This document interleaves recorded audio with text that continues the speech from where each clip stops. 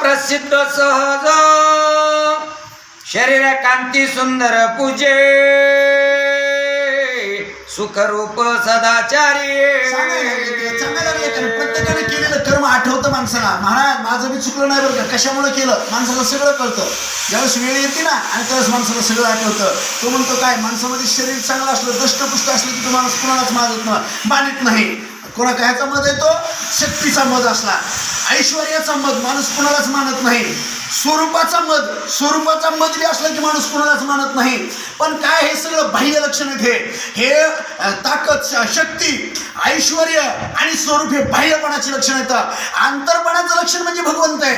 भगवंत काय म्हणे एक अभंग आहे बघा, ऊस डोंगा परी रसणो हे डोंगा आणि काय भरला अशी वरली या रंगा.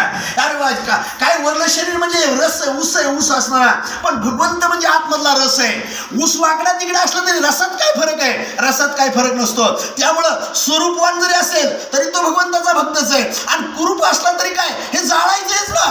किती जरी चांगलं शरीर असलं, किती जरी सुंदर असलं तरी एक दिवशी याला लाकडाचाच उपयोग नाही. दुसरा काय सुंदर शरीर असलं म्हणजे काय सोन्यात जाळतात का, त्याला लाकडातच जाळतात. त्यामुळं ते सांगू लागला माझ्याकडं स्वरूपाचा मध होता आणि म्हणून मी तुम्हाला मानलं नाही. सावता महाराज म्हणले तसलं काय आम्हाला कळत नाही, म्हणजे मला काही डोक्यात नाही, पण तुम्हाला माफ केलंय, तुमच्याकडून काही चुकलं नाही, एवढंच खरं. इंद्रिय निग्रह तुझा थोर कार्य करण्याचा श्रेष्ठ प्रकार काव्य कल्प विद्वत्ता अपारे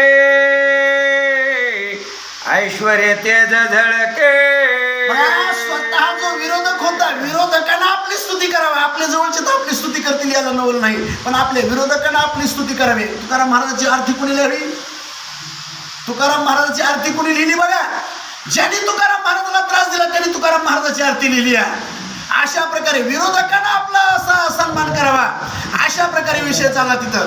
मग ते काय म्हणतायत, आणि महाराज मी तुम्हाला फार त्रास दिला, पण खरोखरच तुमचा जी काही इंद्रिय निग्रह, इंद्रियावरचं कंट्रोल, इंद्रियावरचा ताबा आणि तुम्ही सुटू दिला नाही.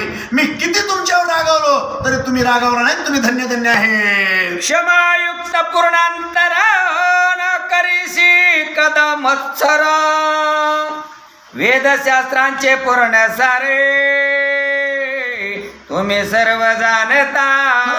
दया, क्षमा, शांती, ज्या ठिकाणी दया, क्षमा आणि शांती आहे त्याच ठिकाणी भगवंताची वस्ती आहे. आम्ही एवढं बी केलं तुम्हाला, एवढा बी तुम्हाला त्रास दिला, पण तुमच्या अंगामधली जी काही क्षमा आहे, शांती आहे आणि ती तुमची असणारी कुठल्याच प्रकारची ढळली नाही. तुम्ही धन्य धन्य आहेत असं स्वतः असणारे स्वामी आणि कुणाला आणि सावता बाबाला बोलू लागले.